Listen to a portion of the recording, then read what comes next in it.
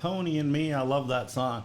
Hello, everyone. Welcome to episode number 60 of my POA podcast, Black Hand and Beyond. We've hit another milestone. We're at number 60. This is our third year doing this. We're coming from Enid, Oklahoma.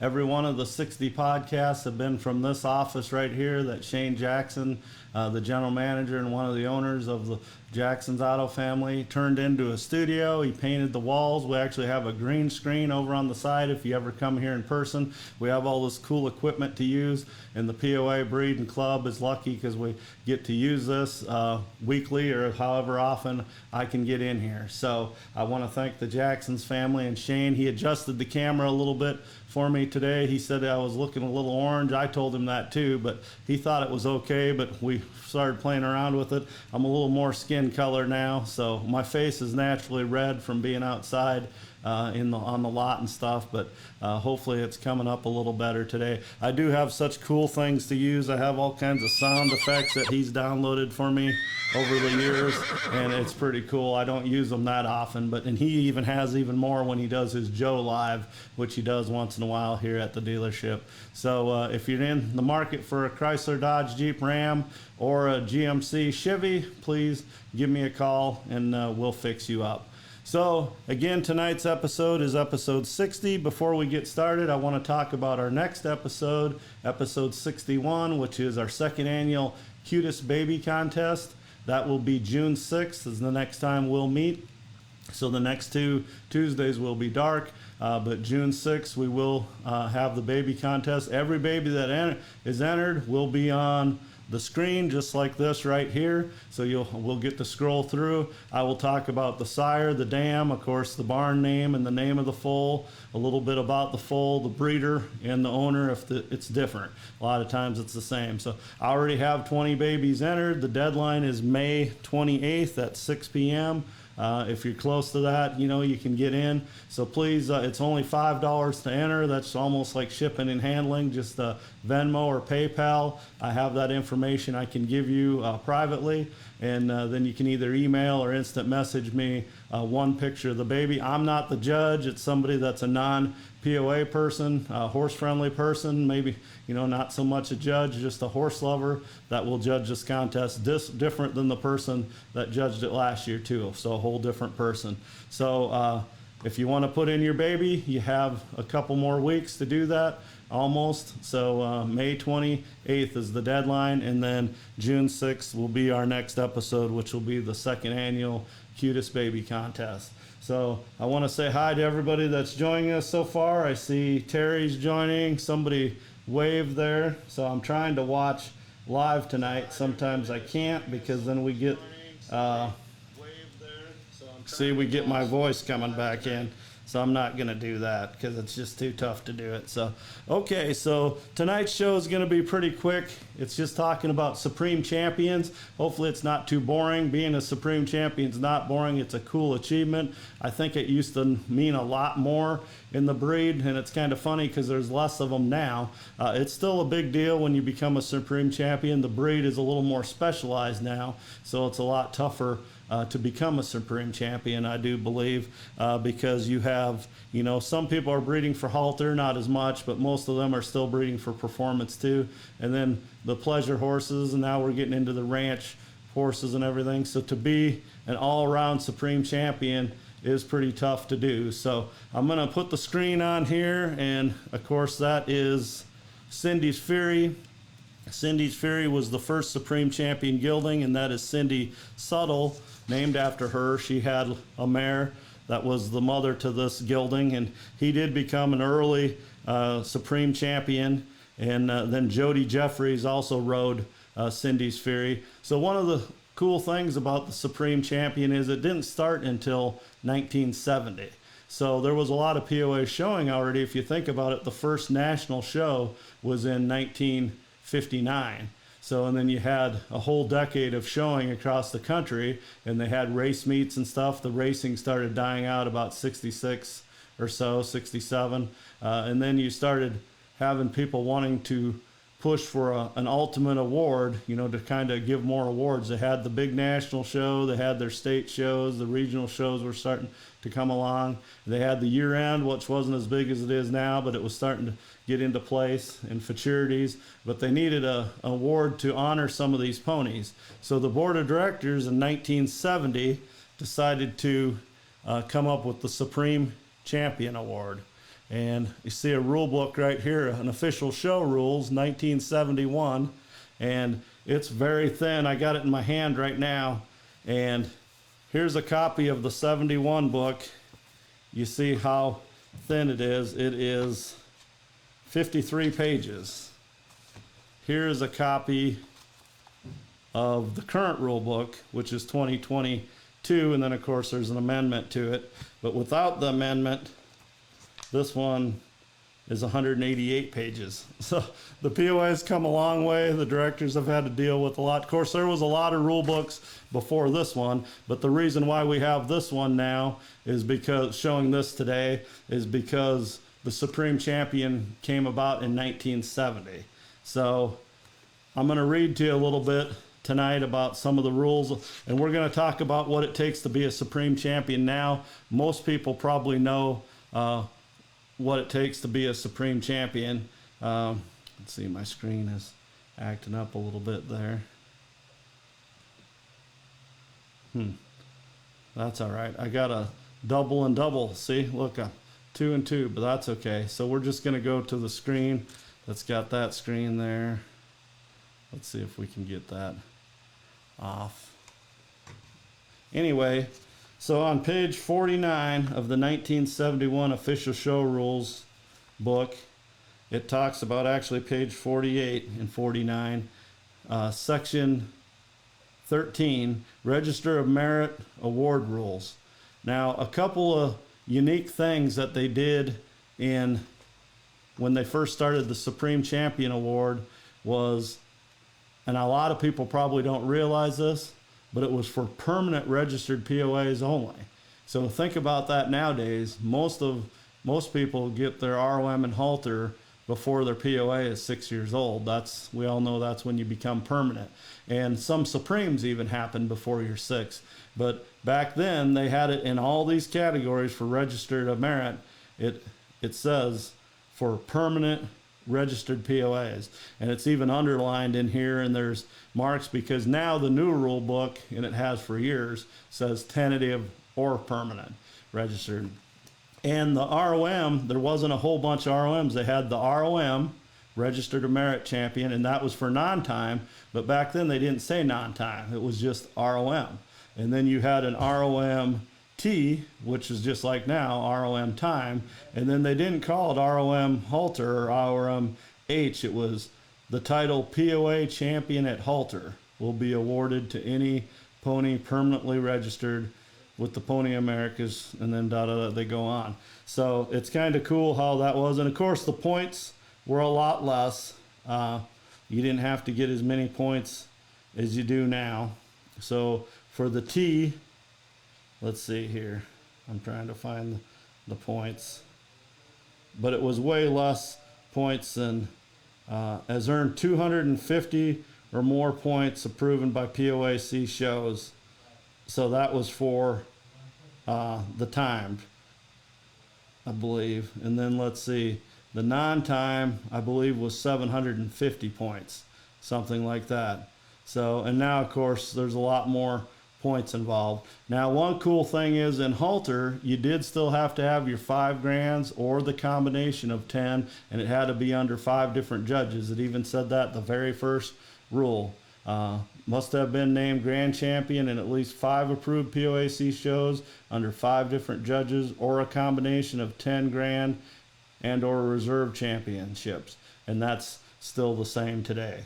So that was in 1970 when that rule passed. Now what that did was POAs like Cindy's Fury and Chief Little Britches, a lot of POAs were showing already, and some, believe it or not, by 1970 had already pretty much retired, like Danny Boy.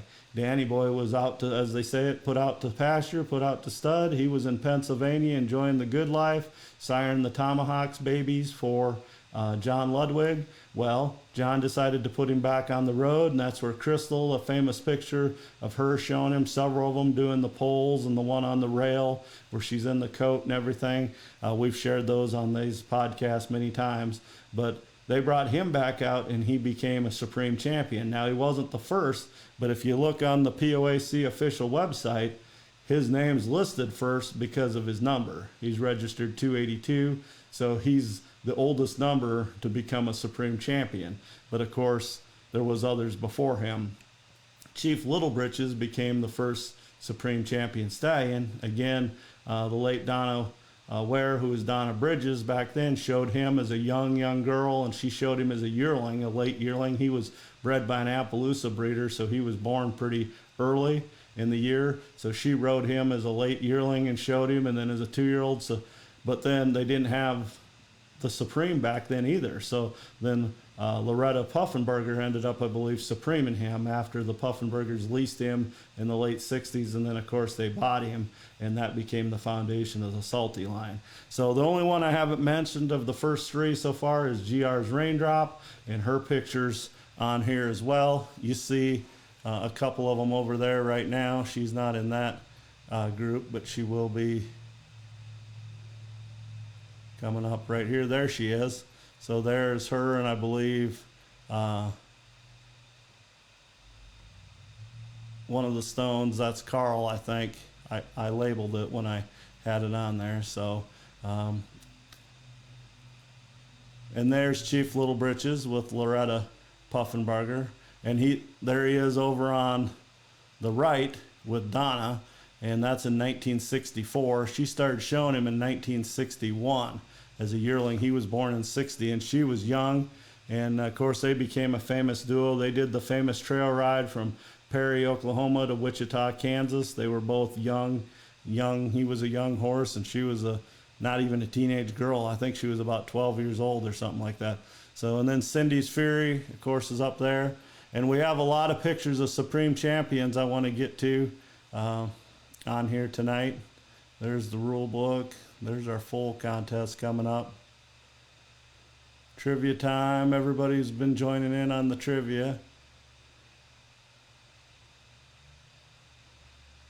Let's see. Here's some they put on late here. There's Ken Will's Miss Tiffany. So this is it right here. 55 people. Now, some people just put pictures on late, and I didn't get to it. So some people sent me, and I apologize, because if it's too late in the day, you know, I'm not going to be able to do it. But hopefully we can see these pictures here. There we go. So here's some of them. Here's DK Dreaming of Pizzazz. Thank you for everybody that sent these Supreme Champions. Nick Spitting Image, Rock Solid. Some of these are more modern POAs. Now there's a list of POAs on the official website.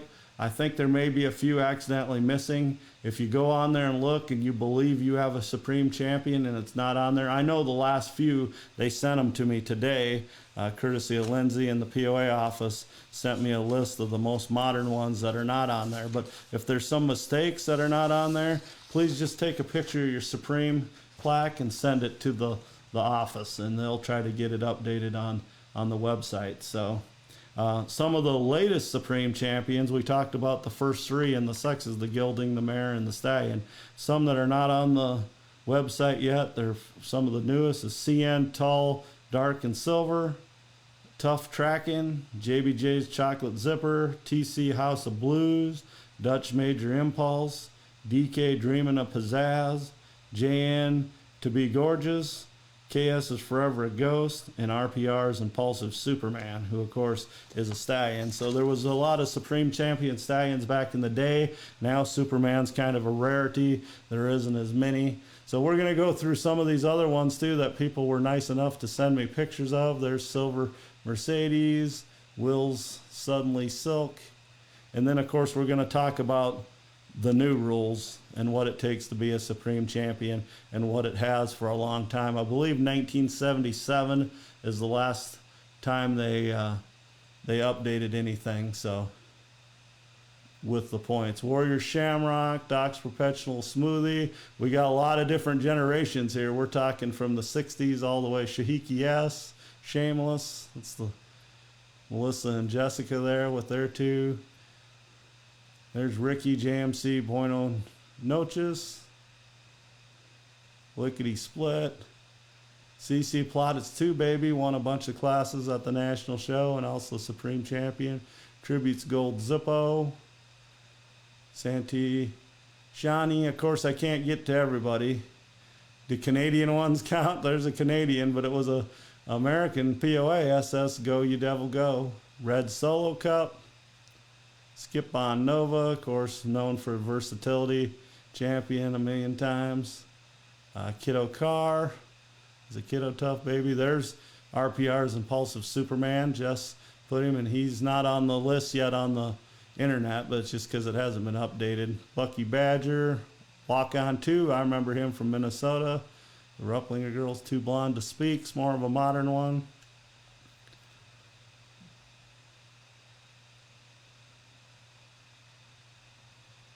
Wild Century shows the plaque there. That's pretty cool. The Supreme Champion plaques have evolved over the years too, kind of between, depending on who does the POA's awards over the years. Sometimes a person will be awarded the contract for many years. Soupy's Tough Maverick. Of course, Suncrest Uncle Sam was a famous POA. The Crisco Kid was known for winning 60 national classes, but he also became a Supreme Champion. A lot of Jans. We just mentioned one earlier. There's a couple. Jan Gold Destiny, Gold Sensation, Just the Gold Rush. He's a Hall of Famer. There we mentioned To Be Gorgeous. Triple R Series Ghost, one of the foundation of the Katzenbergers program. Of course, that's the mother to Jan Ghost of Gold, who we're looking at right there. Darlin' Jill is another half of that foundation. Those two mares right there up in Wisconsin have a lot of history. Triple R Series Ghost and Darlin' Jill did a lot for the Katzenberger family and still is as they're active up there in Wisconsin. There's Kenwill's Miss Tiffany. Let's see if we scroll down here. We might be able to, or scroll up, get some more.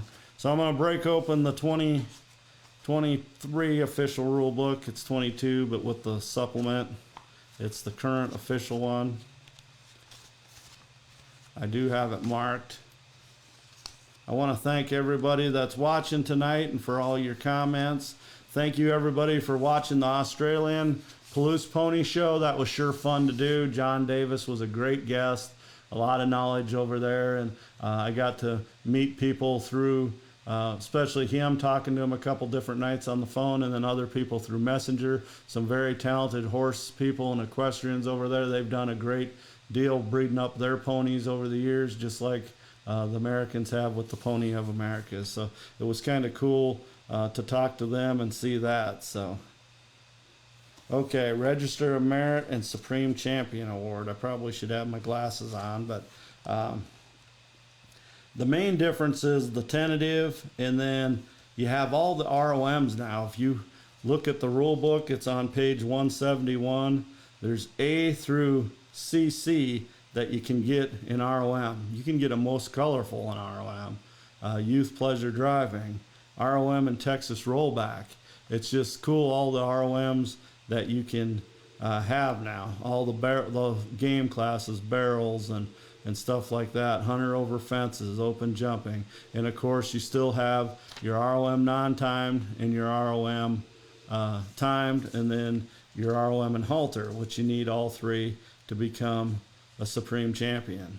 So points wise, so for Registered of Merit in non-time, so ponies born prior to January 1st, 1977 are required to accumulate 750 points in non-time.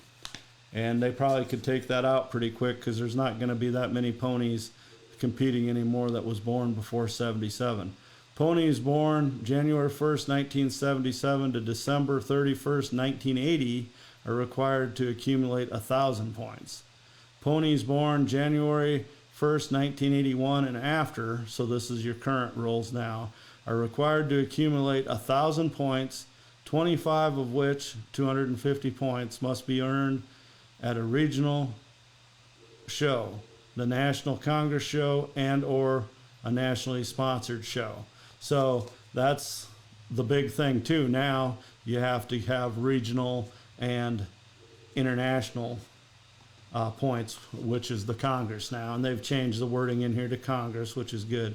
So the following classes do not count towards an ROM non-time: JPFC classes, adult 19 and over classes, adult non-pro, walk, trot, lead line. It goes on. Hunter and hand, most colorful. Those do not count. There's a few others too, of course, that do not count for your Supreme. So, and then timed, here we go again. You have the ponies born prior to January 1st, 1977, were required to accumulate 1,250 points. So you notice from 1970 to 77 it even changed, and then it changed from 77 to 80, and then again in 81, or basically 81, it changed again, and that's where it is now with the points. They haven't really tweaked it much since then. So 1977 to December 31st, 1980 are required to accumulate 1,500 points. Ponies born after that, so January 1st, 1990, 81 and after, are required to accumulate 1,500 points, 25% of which, or 375 points, must be earned at a regional show, the National Congress show, and or other nationally approved shows. The following classes do not count towards an ROM time. That's lead line timed events, calf dobbing, and goat tying. So, yeah, goat tail tying, it says in the rule book actually. So, and of course halters the same way. The points have changed over the years, but the grands are the same. You still have to have 5 grands or a combination of 10 grands and reserves, with one of them being a grand, and then you could have 9 reserve grands, but it has to be different judges. The 5 grands have to be under different judges. And again, the halter points have went up over the years. Now it's basically 500 points, and 15%, which is 75 points, must be at a regional or national Congress or nationally sponsored show.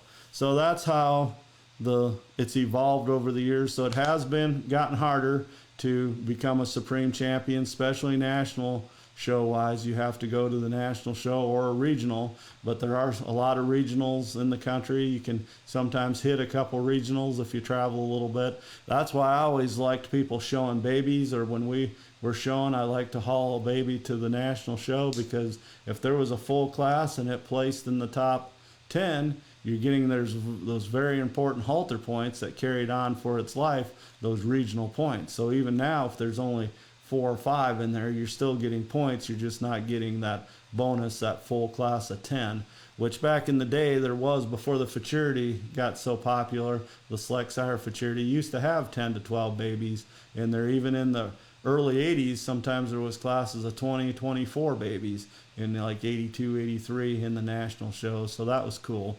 But of course now, the classes are a little smaller, so it's tough to get 10 in a weanling class. But like I say, if you can do it and the baby doesn't suffer that much in the heat, it's cool to bring those babies out and get those young points on there for the percentage that you need to become a Supreme champion.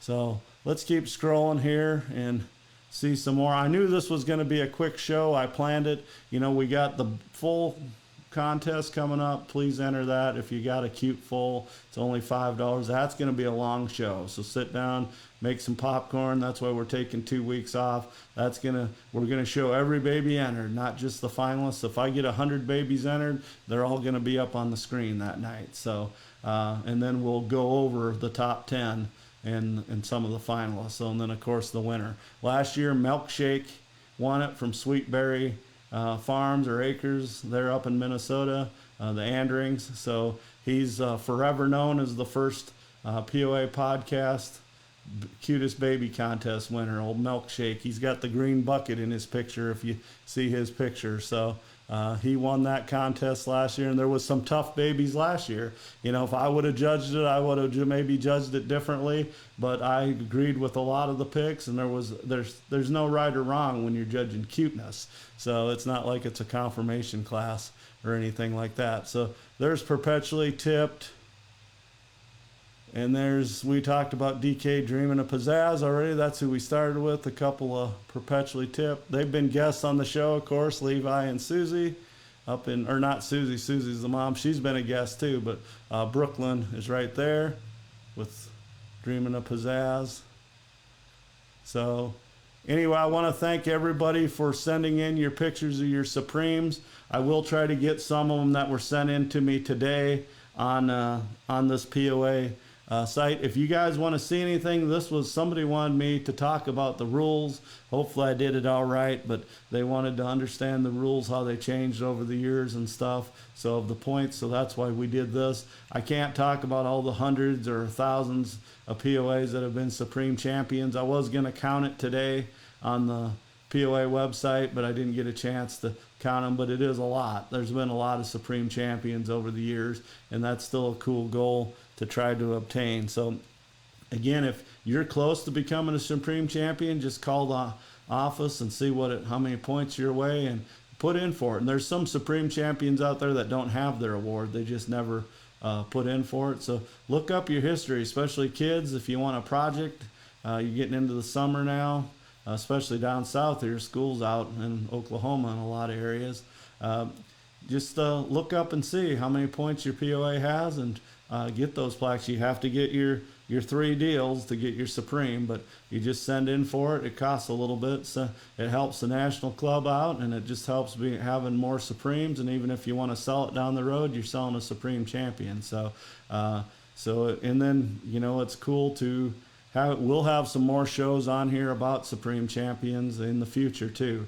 And we're going to have some interviews. I was talking to a few people today. We're going to be talking to one of the younger breeders from Wisconsin coming up here maybe in June about their POA program. They have 6 babies in the cutest baby contest, and she always puts her stallion in my stallion showcase and stuff like that. And like I say, they're pretty new. Her and her mom breed POAs up there. So there's a bunch of people in Wisconsin we could talk about, like all over the country. But and then I talked to David Wood today, not on the phone, but instant message. He's from California. He sent in pictures of Bomber, their famous gilding, and I didn't get a chance to put it on as he sent it at 6 o'clock my time, but right before I was getting in here.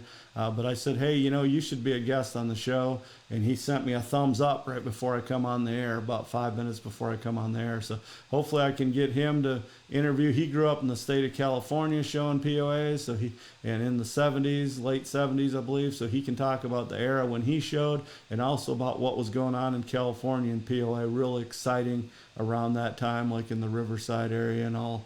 He'll mention a lot better than I could. So, all right, well, we've been going about a half an hour. I figured this show would be a half an hour show.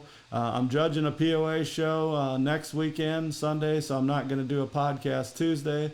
And then the next Tuesday is my wife, Monica, and I's anniversary. Valentine's Day fell on a Tuesday this year, and now our 9th wedding anniversary is falling on a Tuesday. So I'm a smart man. I'm not going to have a podcast about ponies on our anniversary. So we will be dark the next 2 weeks. But join us back here on June 6th at 6:30 p.m. Central Standard Time.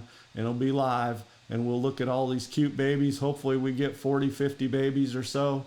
If some of the breeders put in a bunch, that would be great. And we can talk about their pedigrees and talk about the cuteness of them and see who wins the 2nd annual Cutest Baby Contest for my POA podcast, Black Hand and Beyond. So, all right, everybody, thank you for watching tonight. Tell all your friends, family, neighbors that like POAs that are not on or not on the POA history group to join it. We put pictures on there a lot. Anybody can put pictures on or stories. I just have to approve it, as long as it's not political and it's about POAs and not trying to sell something. I will approve it. So, okay, everybody, good night. Thanks for watching this quick show about Supreme Champions.